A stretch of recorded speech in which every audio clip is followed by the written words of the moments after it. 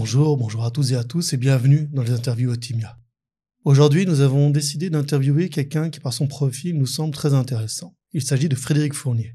Frédéric Fournier est pasteur et en même temps instructeur du programme MBSR. Il s'est formé à l'IMA, avec qui Otimia est en partenariat pour cette formation d'instructeur MBSR et MBCL. Ce qui va nous intéresser au cours de cette interview, ça va être de découvrir comment la pratique de la pleine conscience a pu s'intégrer dans son activité de pasteur, mais aussi comment dans son activité de pasteur, il a intégré la pratique de la pleine conscience. Voir que la relation entre les deux et qu'est-ce qui a pu se joindre entre les deux. Voilà, je pense que c'est une interview qui va vous intéresser. En tout cas, moi, je suis très curieux.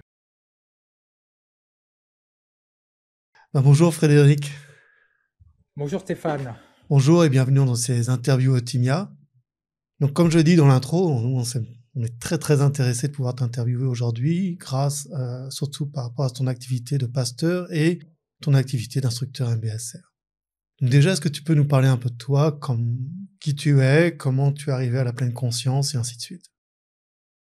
D'accord. Alors, moi, je suis Frédéric, je suis pasteur depuis 18 ans maintenant dans l'Église protestante unie de France qui comprend en gros 320 pasteurs. Été pasteur dans différentes villes, dans l'Ouest, dans le Nord, et maintenant je suis à Suresnes. Et une chose importante qui a beaucoup impacté mon ministère et qui m'a fait rencontrer la pleine conscience, j'y reviendrai à l'instant, c'est aumônier. J'étais aumônier pendant 4 ans au CHRU de Lille. Ça, c'est quelque chose qui m'a beaucoup marqué. Sinon, je suis dans mon ministère de pasteur très, très intéressé par toute une partie sur le dialogue interreligieux. Parce que j'ai vraiment la conviction que la réalité ultime, que moi j'appelle Dieu, qu'on peut appeler l'éveil, le Brahman, enfin, qu'importe le mot, peut être appréhendée de différentes façons. J'aime être enrichi, écouter la manière dont les autres traditions, enfin les représentants, les pratiquants des autres traditions spirituelles peuvent appréhender ce réel ultime. Et donc, j'ai participé pendant 8 ans à un dialogue interreligieux dans un ashram. Tous les ans, j'ai vraiment la chance d'être invité au Festival pour la paix, dans la Grande Pagode de Vincennes, où il y a justement des méditations, un moment de méditation interreligieuse où chacun médite selon sa tradition spirituelle. Et et ça c'est grâce à la pleine conscience, je vais y revenir, très intéressé par les mystiques, notamment chrétiens, mais pas que, parce je crois qu'ils décrivent une expérience de Dieu qui est finalement au-delà des mots, des concepts et des doctrines. Sinon, comment j'ai découvert la pleine conscience?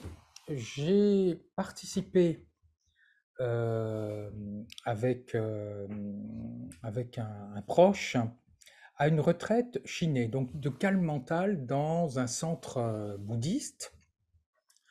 J'étais vraiment en quête de bien-être. C'était simplement la chose qui m'intéressait. Et c'était à une époque où j'étais vraiment en crise spirituelle. C'est-à-dire, donc j'étais aumônier des hôpitaux au CHRU de Lille. Et tous les vendredis, j'allais dans un centre gériatrique et ça m'a beaucoup remué. Ça m'a vraiment énormément remué de voir la souffrance des personnes âgées, l'abandon pour beaucoup, hein, beaucoup dans la solitude. Et du coup, ça m'a beaucoup. Alors, que fait Dieu? Pourquoi le mal? Pourquoi la souffrance? Si Dieu est tout-puissant, pourquoi? Enfin bon, voilà, ça a beaucoup mouliné dans ma tête.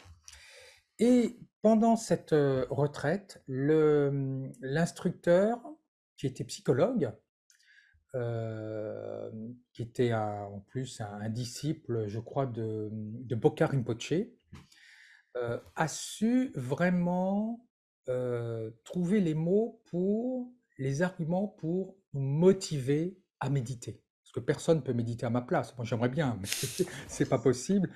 Et déjà, il nous a dit les modifications qu'il pouvait y avoir dans le cerveau, le fait de méditer régulièrement. Alors, moi, je suis pas du tout scientifique, mais pour un occidental, ça m'a beaucoup touché. Ça me dit, bah oui, tiens, si je médite, il va y avoir des changements dans le cerveau.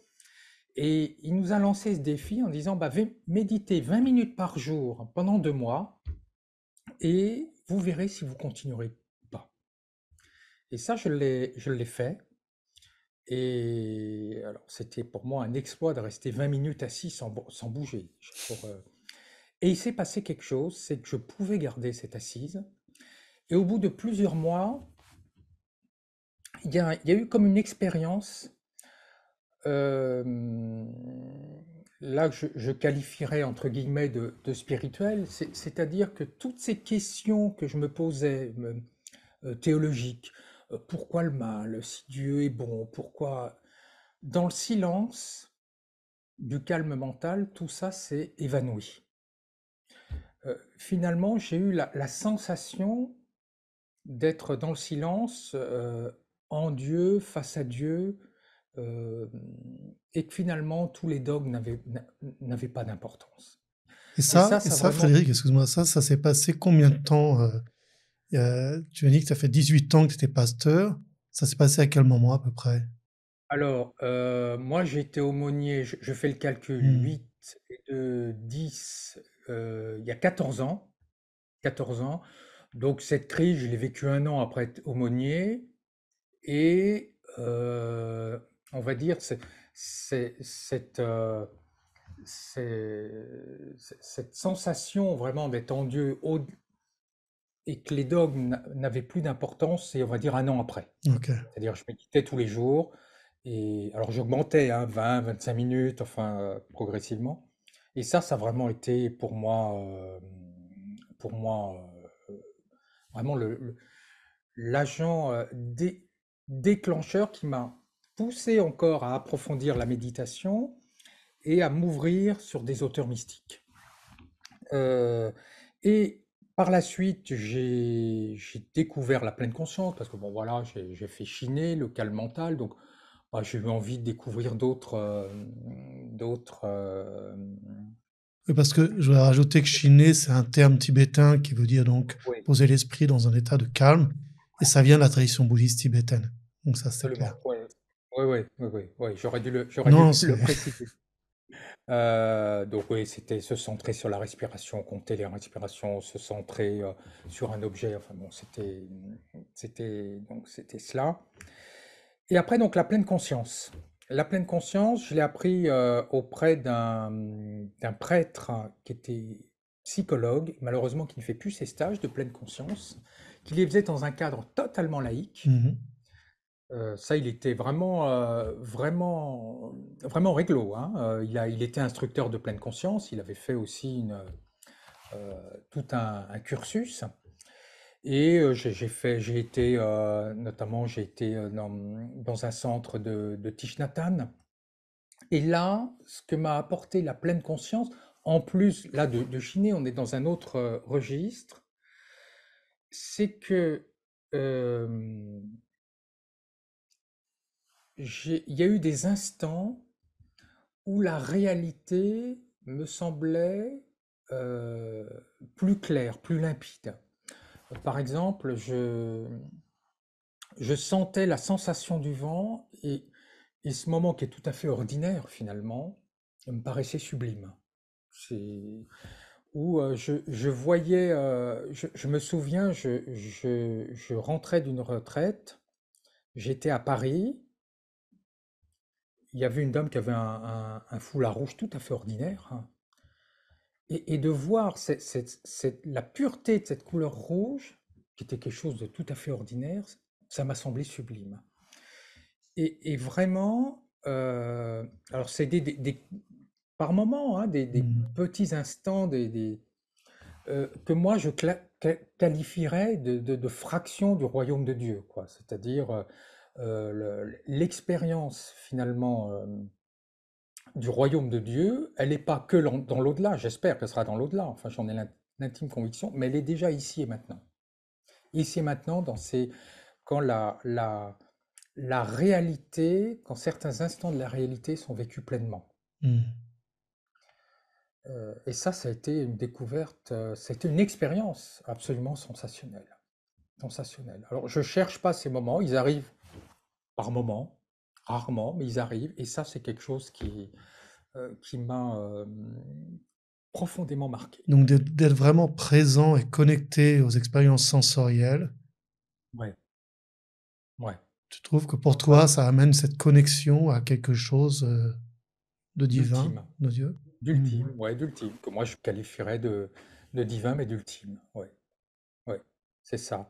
Et il y a une deuxième chose aussi, alors là, ça a été plusieurs années après pratiquer de pratique de la pleine conscience, c'est l'observation des émotions. Ça a été aussi une libération, parce que ça a beaucoup impacté ma vie spirituelle. C'est là, j'en viens un peu comment la pleine conscience a impacté ma vie spirituelle. Déjà, elle amène des méthodes qui n'existent, enfin moi, à ma connaissance, que je ne connais pas dans ma tradition Ok. spirituelle. Je parle de la pleine Ouais, conscience, ouais.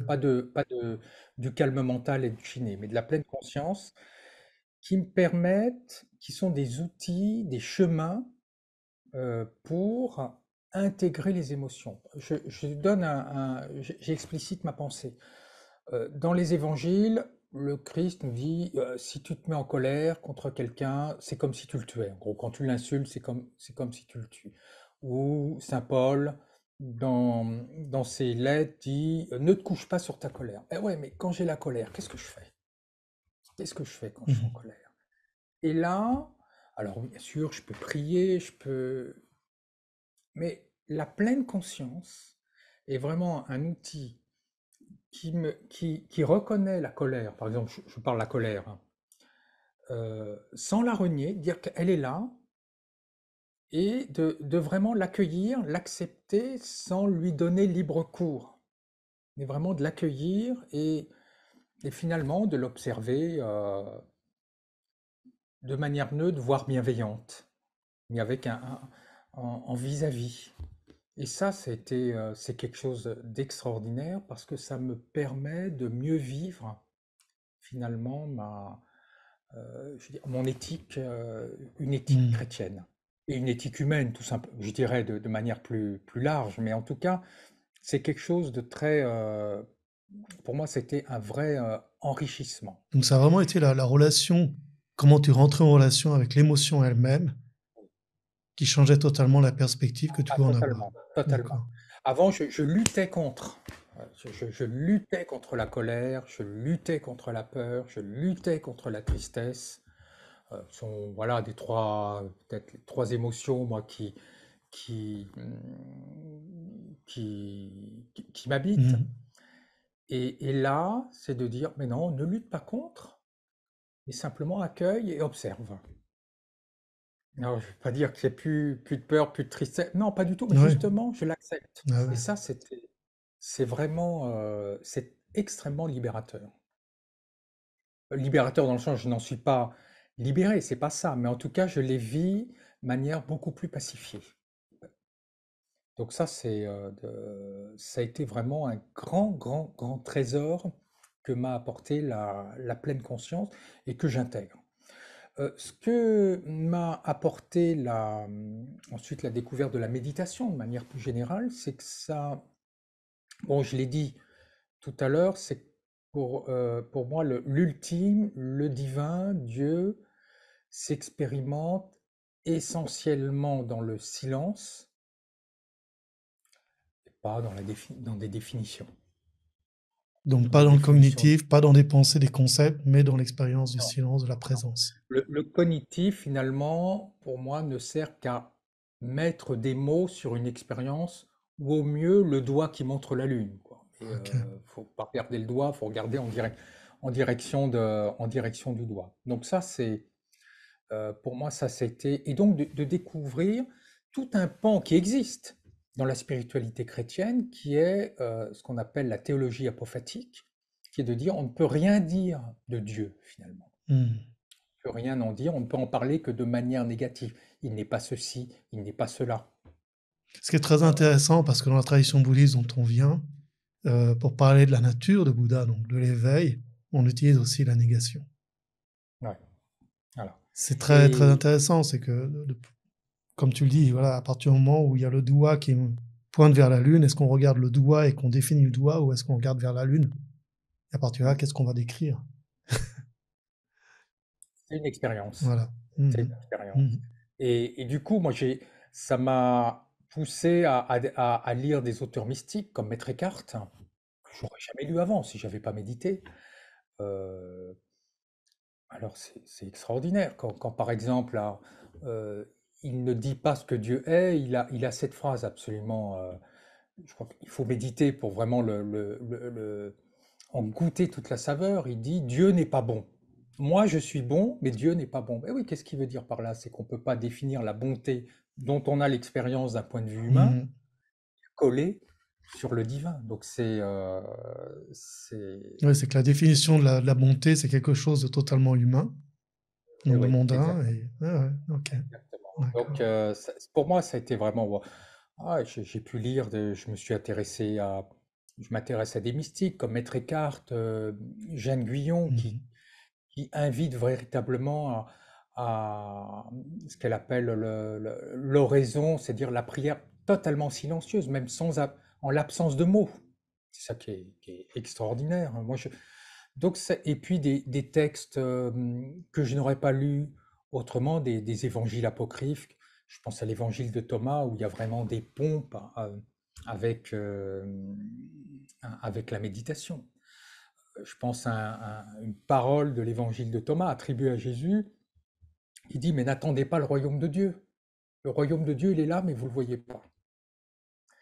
Et ça, la méditation euh, permet ça met des mots sur ce que je peux vivre à certains moments dans la méditation. C'est que le royaume de Dieu, il est ici et maintenant quand je suis pleinement présent. En rapport avec le foulard rouge et En rapport avec le l'expérience. foulard rouge de tout à Donc l'heure. la Ouais, ouais, présence ouais, comme ouais, ça, la pleine présence, ouais, la pleine conscience dans l'expérience ouais, sensorielle. ouais. Donc ça m'a vraiment permis d'approfondir ma vie spirituelle et puis de m'intéresser aussi aux méthodes de méditation chrétienne. Je vois pas alors qui sont plutôt de l'ordre, je dirais, c'est un raccourci que je fais, hein, mais de l'ordre du calme mental. Par exemple, il y a un écrit mystique, pareil, que j'aurais jamais lu si je n'avais pas Mhm. médité, qui est le nuage de l'inconnaissance, qui dit, voilà, comme Moïse n'arrivait pas à voir sur la montagne Dieu, il y avait un nuage devant lui, toi, tu peux pas voir Dieu. Il y a un nuage d'inconnaissance qui te sépare. Tu peux pas comprendre Dieu. Mais tu peux percer ce nuage. Alors il dit par l'amour que tu enfermes dans un mot très court, une seule syllabe. Alors en anglais, puisque c'est un écrit anglais, je crois du 14e ou 15e siècle, God ou Love, bah tu le répètes et à chaque fois que tu as des pensées qui viennent, hop, tu répètes ce mot, qui sont comme un bouclier contre les pensées. Bon, on est dans une méthode de calme mental, là, hein, où vraiment on essaie d'apaiser le flot des pensées Mhm. pour percer ce nuage de Oui, l'inconnaissance. une possibilité aussi de diriger les pensées, ou en tout cas j'aime pas le mot contrôle, mais de Non, retrouver une forme de stabilité au milieu de toutes les pensées. voilà. D'accord. Ok. Et voilà, j'ai pu découvrir, je ne connaissais pas, moi, les Pères du désert, Mhm. qui invitent par exemple je crois que c'est Jean Climac, j'en suis pas sûr. Oui, c'est Jean Climac, c'est ça. Euh, donc les Pères du désert, en deux mots, ce sont les premiers moines chrétiens qui trouvaient que les villes étaient vraiment trop bruyantes et qu'allaient vivre dans le désert. Alors je ne sais pas ce qu'ils diraient aujourd'hui, donc c'était en Égypte et en Syrie.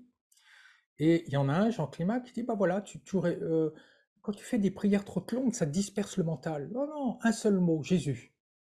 Et Mhm. puis tu le cales sur le souffle aussi. Ah, c'est vraiment, je trouve que c'est vraiment, pour moi, ça a été extraordinaire de redécouvrir des méthodes de méditation qui sont plutôt de l'ordre du calme mental, pas de la pleine conscience, mais en tout cas du calme mental. Donc ça, c'était vraiment, ça a été tout ça grâce j'allais dire, à la méditation, à la découverte de la méditation et de la pleine conscience. Mhm. Et puis, il y a une dernière chose aussi, euh, là, c'est, euh, moi, m'a apporté la pleine conscience, la, la méditation, c'est cette découverte des chemins, des moyens pour développer l'amour et la compassion. Mhm.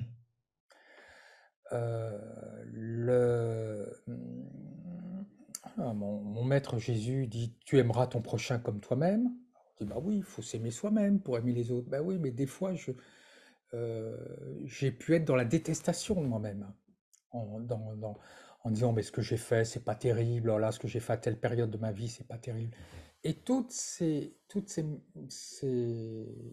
ces méthodes d'autocompassion, de compassion, vraiment me, me, me donne l'expérience de l'acceptation de moi-même avec mes qualités et mes zones d'ombre que je peux avoir, et du coup de pouvoir aussi développer cette compassion pour les autres.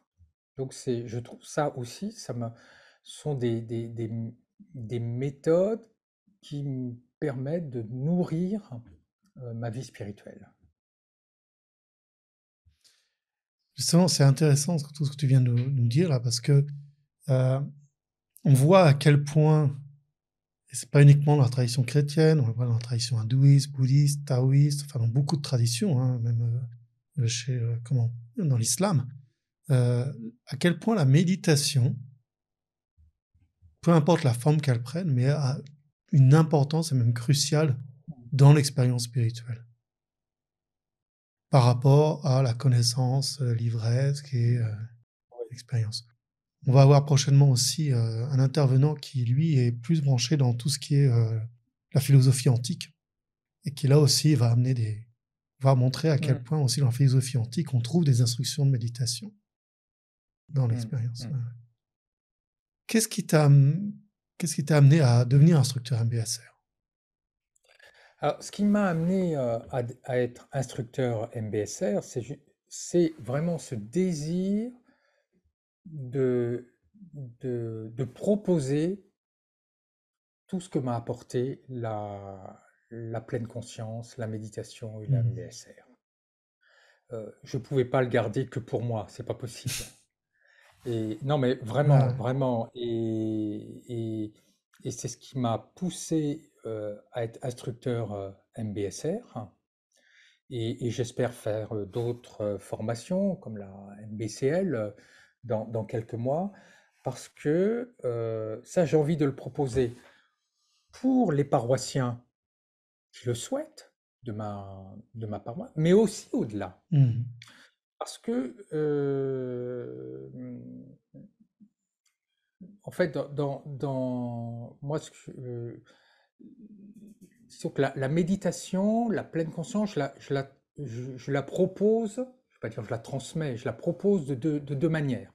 Il y a dans un cadre euh, purement chrétien, je vais dire, là, ecclésial, où je propose ces méthodes de méditation chrétienne, et aussi je christianise, entre guillemets, certaines méthodes de pleine conscience. Par exemple, je donne un exemple, euh, se centrer sur le souffle. Mhm. Et pas seulement se centrer sur le souffle.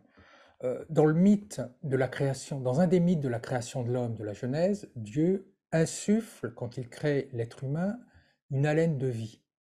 Se centrer sur le souffle, observer le souffle, ressentir le souffle, c'est finalement ressentir le don du divin, le don de Dieu.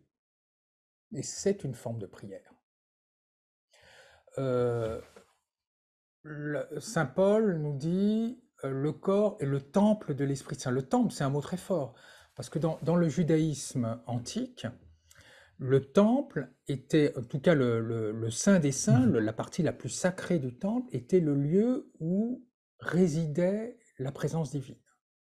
Donc de dire que le corps est le temple de l'esprit, l'esprit divin, c'est dire l'importance du corps. C'est pas le tombeau de l'âme. Mhm. pour reprendre peut-être une terminologie de Platon. Et du coup, prendre conscience de mon corps, habiter mon corps, c'est habiter un cadeau, quelque chose qui m'a été donné. C'est aussi une forme de prière. Ah ouais. Donc c'est comme ça que je l'amène. Donc ça, de manière chrétienne, mais je le propose de manière totalement laïque, dans une salle neutre. J'ai créé une association pour cela, et là, c'est pour le tout venant. C'est donc, je fais une fois par an un stage MBSR. Chaque jeudi, pendant trois quarts d'heure, il y a un exercice de pleine conscience, soit sur le souffle, soit un scan corporel. Là, je ne fais pas 45 minutes de scan corporel, c'est un peu plus rapide. On se centre sur de la musique ou des sons. Enfin, bon, je propose différents, différentes pratiques. Et c'est pour moi, ça c'est de le proposer de manière totalement laïque, comme est la MBSR. C'est une manière euh, de participer à soulager la souffrance humaine à un tout petit niveau, mais en tout cas, bah, à un niveau quand même, parce que des participants me disent, ah, vraiment, ça fait du bien le jeudi Mm. alors, on se pose, et ça, voilà, c'est une manière de, à mon niveau, de participer à soulager la souffrance. On a une très belle parabole dans l'évangile de Luc où Jésus raconte l'histoire d'un Samaritain qui soigne un blessé, il lui désinfecte sa plaie, il met du vin, il met de l'huile pour soulager sa souffrance, il le prend sur sa monture, il le confie à un hôtel, une hôtellerie, il donne 2 pièces d'argent, il s'en va, il ne le reverra plus jamais, celui qui l'a. Et je me dis, bah voilà, ça c'est une manière la plus désintéressée possible, j'espère, de participer à soulager à Mm. soulager la souffrance sans arrière-pensée. Parmi les exercices tirés de la pleine conscience, les méditations que tu proposes à tes paroissiens, lesquels tu penses sont le plus d'impact, ou en tout cas ouvrent un peu à tout ce que tu as décrit? Euh, Alors, l'écho que j'ai, en tout cas, il y a différents échos que je peux avoir en tout cas, des paroissiens. Le souffle, Mhm. sans aucun doute, hein, la marche. Moi, j'ai eu un témoignage absolument extraordinaire d'une participante, donc, qui était une paroissienne, et qui me dit que pendant une marche en conscience, pas par pas, elle marchait, alors elle racontait qu'elle marchait dans son jardin ou dans un jardin public, ça je me souviens plus. Pareil, elle a eu l'impression que tout s'arrêtait, puis qu'il y avait quelque chose dans la réalité, il y avait quelque chose de l'ordre elle qualifiait de grâce. Euh, donc, je crois que finalement, l'exercice, que ce soit le scan corporel, que ce soit la marche en conscience, que ce soit manger en conscience, ça pareil, moi je suis une paroissienne, m'a dit que pour elle, c'était extraordinaire de manger en conscience. Je crois que ce sont différents outils, Mm. et après, chacun prend celui qui lui convient le mieux dans l'instant T. Après, il ou elle pourra en changer. Est-ce que ces expériences-là, c'est quelque chose que tu partages avec d'autres pasteurs? Avec certains collègues, on est en groupe, très peu de collègues, il faut dire, intéressés par la méditation. Ça, c'est quelque chose que j'ai, que nous partageons. Puisque ce groupe de méditation chrétienne dont je te parlais, on est trois pasteurs plus une laïque à le faire vivre, Mm. ce groupe de méditation. Euh, mais c'est encore quelque chose de peu répandu. vois, si je disais à un collègue qui est plutôt, on va dire, dans le dogme, et je respecte hein, totalement, chacun vit sa spiritualité, son chemin spirituel comme il doit le vivre. Si je lui dis, mais j'ai l'impression que l'herbe était d'un vert plus réel que la réalité, il va me dire, mais il est cinglé celui-là. Tu vois. Donc ça, c'est pas quelque chose que je médite, ça. Oui, les collègues le savent. Et d'ailleurs, là, par exemple, je suis appelé au mois de janvier euh, par des collègues pasteurs alsaciens pour proposer un atelier de méditation. Voilà, pas seulement des pasteurs, mais aussi Mhm. des protestants. Donc, c'est, je pense, quelque chose en tout cas dans une partie de l'Église, son chemin, mais je pense que ce sera pas quelque chose, je pense, qui va être généralisé. Et puis c'est comme ça. C'est, Ouais, ouais. Ok.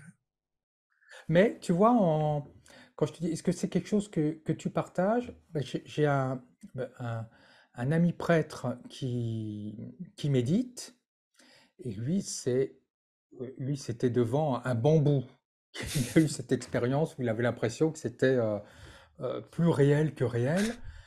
Et ça m'a beaucoup amusé parce qu'il il m'a dit, bah, je l'ai raconté à des amis, ils m'ont dit que j'étais cinglé, quoi.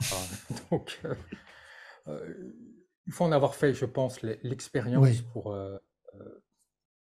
pour voir de quoi on parle, quoi. C'est comme être amoureux, il faut avoir été amoureux pour comprendre ce que c'est, il y a que l'expérience. c'est beau ce terme de l'amoureux parce que moi, généralement, j'utilise le terme du chocolat. Ah ouais. J'explique souvent aux gens qu'on peut avoir lu tous les livres sur le chocolat, depuis le cacao jusqu'à la transformation, les différents types de chocolat. On connaîtra vraiment le chocolat qu'une fois qu'on l'a goûté. Et une fois qu'on l'a goûté, c'est difficile de le décrire. Ouais, oui, absolument. C'est un peu ça, c'est cette expérience, l'expérience même de la méditation, l'expérience d'être présent, de la présence. C'est quelque chose qui est assez difficile à décrire pour quelqu'un qui ne l'a jamais eu. Ouais. Frédéric, tu nous as parlé de plusieurs ouvrages qui t'ont inspiré depuis que tu pratiques la pleine conscience. Est-ce que tu pourrais nous en citer quelques-uns? Et aussi, on les mettra en lien sous la vidéo pour que les gens puissent y avoir D'accord. accès. Alors là, je vais parler des ouvrages euh, chrétiens, mais même si des ouvrages bouddhistes m'ont beaucoup, beaucoup inspiré, peut-être quand même rendre justice aux spiritualités orientales. Et un maître qui m'a beaucoup inspiré dans ses ouvrages, c'est Bokkar Rinpoche. Mhm. Il a écrit deux petits livres très simples sur la méditation et qui sont très très inspirants. Sinon, dans les ouvrages chrétiens, j'en citerai, il y a trois auteurs. D'abord, il y a Benoît Biot. Benoît Biot, donc c'est un moine bénédictin et il a rencontré des moines bouddhistes zen et il a intégré la méditation zen dans sa vie spirituelle. Mhm. Il parle une greffe qui a réussi. Il dit, bah, il y a des greffes, enfin des greffes sur des plantes et des Mhm. arbres qui réussissent, d'autres qui réussissent pas, et là ça réussit, donc il le partage. Il a écrit de nombreux ouvrages, mais en tout cas sur la méditation, il a écrit l'Assise en Dieu, où il propose, en s'inspirant du bouddhisme zen, des exercices de méditation. Il raconte son expérience du bouddhisme zen au Japon. Je crois que c'est dans Voyage spirituel dans le bouddhisme zen. Donc c'est vraiment quand même intéressant qu'un moine chrétien Mhm. puisse partager cela. Il y en a un autre qui avait fait aussi beaucoup là-dessus, c'est Thomas Merton, Oui, tout à qui est fait. même allé en Inde, qui avait rencontré beaucoup de maîtres, différents maîtres de tradition bouddhiste, et pas seulement de tradition bouddhiste, aussi hindouiste et soufis, et ainsi de suite, tout à qui s'est fait. vraiment été très inspiré et touché. Et Oui. c'est intéressant de voir qu'il y a certains écrits de Thomas Merton qu'il a fait avant même de rencontrer le bouddhisme. Alors, faut voir dans sa biographie qu'il avait quand même rencontré la méditation par un maître hindouiste avant de devenir Oui. moine chrétien. Et on Mmh. voit très bien un peu comment il décrit la prière et c'est très en rapport avec ce que tu as décrit auparavant. Mmh. Mmh. Mmh. Oui, il y en a plusieurs. Il y a, c'est dommage, j'ai pas le nom, mais il y en a un autre aussi. Bon, ça me viendra. Mhm. Il y a sinon le prêtre dont je parlais tout à l'heure, Patrice Gourier, donc un prêtre, en plus qui a fait des études de psychologie. Enfin, c'est quand même pas commun parce que et qui a été instructeur MBSR. Bon, il l'est plus malheureusement, mais en tout cas, il a écrit Méditation et paix intérieure. Il s'appuie beaucoup sur les pères du désert et son ouvrage est préfacé par Mathieu Ricard, ce qui est pas banal, quoi, Et hein. ça, c'est le prêtre dont tu parlais tout à l'heure avec Ouais, qui tu as fait le ouais, programme MBSR. ouais. Ok, Oui, enfin non, j'ai pas fait le programme en 8 semaines avec lui. C'était des stages de 5 jours. d'accord. Ok. Il faisait scan corporel, méditation sur le souffle avec 40 minutes d'assises et tout. Mhm. Mais c'est avec lui que j'ai découvert la pleine conscience. Et après, j'ai fait le stage de 8 semaines. Et puis, il y a un autre, c'est un pasteur, Niels Fildus, Se goûter un en Dieu. C'est un ouvrage extrêmement intéressant parce qu'il présente une vision du Christ qui est très marquée par le Vedanta, donc Mhm. c'est assez original quand même, et il propose des exercices de méditation. Et je crois qu'il anime en Suisse un centre, de méditation. Alors, il y a bien sûr la méditation assise, mais aussi des exercices psychocorporels. Donc, oui, c'est des ouvrages très intéressants. Et si on s'intéresse à la mystique, Maître Eckhart, il faut lire. Mais alors, comme il est difficilement lisible, il y a un Laurent, je crois que c'est Jouvet, pardon, qui a traduit Maître Eckhart, mais en français courant. Parce que sinon, même ces sermons allemands traduits en français, qui sont normalement les sermons les plus simples, Mhm. sont difficilement, enfin, il faut les relire et les relire et les relire. Et lui, il a écrit d'abord l'intégrale de ses 180 sermons. euh, bon, c'est un pavé, hein, mais en français courant. Et il y en a un autre, c'est l'essentiel de Maître Eckhart. Là, il y a 10 sermons. Donc, c'est pour vraiment rentrer dans la mystique chrétienne, je trouve que c'est vraiment très intéressant. Ok. Toi, personnellement, quelle méditation te trouves est le- qui vient de la pleine conscience, de tous ces exercices de pleine conscience dont on a parlé, te touche le plus profondément? Ce qui me touche le plus profondément, c'est la méditation, c'est l'assise sur le souffle en ressentant tout le corps, ressentir le souffle, pas simplement, oui, j'inspire, j'expire, non, Mhm. vraiment ressentir le souffle et le corps et observer les émotions. Ça, c'est vraiment pour moi, c'est extraordinaire, extraordinaire, extraordinaire. Il y a une expérience, bon, c'est- là, je vais parler de une expérience personnelle, hein, au décès de mon père, quand mon père a quitté ce monde, j'étais dans le métro et j'avais des larmes qui me venaient parce que j'étais très, très triste. Et la pleine conscience, là, m'a appris à accueillir, à observer avec indulgence. Avant, je me serais caché, j'ai de honte, hein. Dans un homme, ça pleure pas. Puis il n'y a pas à montrer ses émotions, il y a pas. Et là, j'ai accueilli, j'ai accepté, j'ai observé. Et ça, c'est la pleine conscience. C'est l'observation des émotions. Donc c'est je- Mhm. sans doute un des exercices qui me touche le plus. Oui, je te dis, l'observation du, du corps qui respire, ressentir le corps qui respire, et puis l'observation des émotions. Justement par rapport à la compassion, parce que la compassion, l'amour, c'est quand même quelque chose de très important dans le christianisme. Euh, En quoi la pleine conscience, déjà, est-ce que ça a changé quelque chose dans ton approche de la compassion et de l'amour universel? Et si c'est le cas, de quelle manière?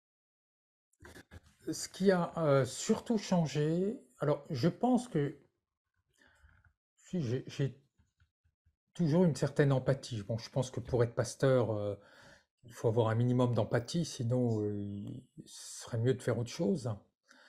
Mais moi, ce que m'a apporté la compassion et l'autocompassion, c'est une compassion pour soi-même. Hmm. Vraiment ressentir de la compassion pour moi-même. Ça a été une découverte, vraiment une expérience.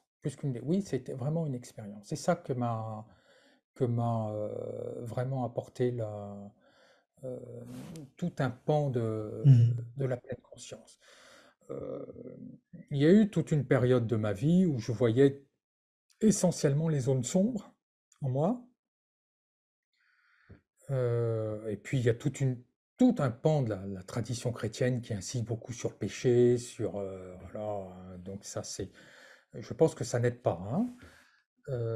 Et du coup, cette auto-compassion oui, me fait ressentir cette tendresse pour moi, malgré ces zones d'ombre. Ça, Hmm.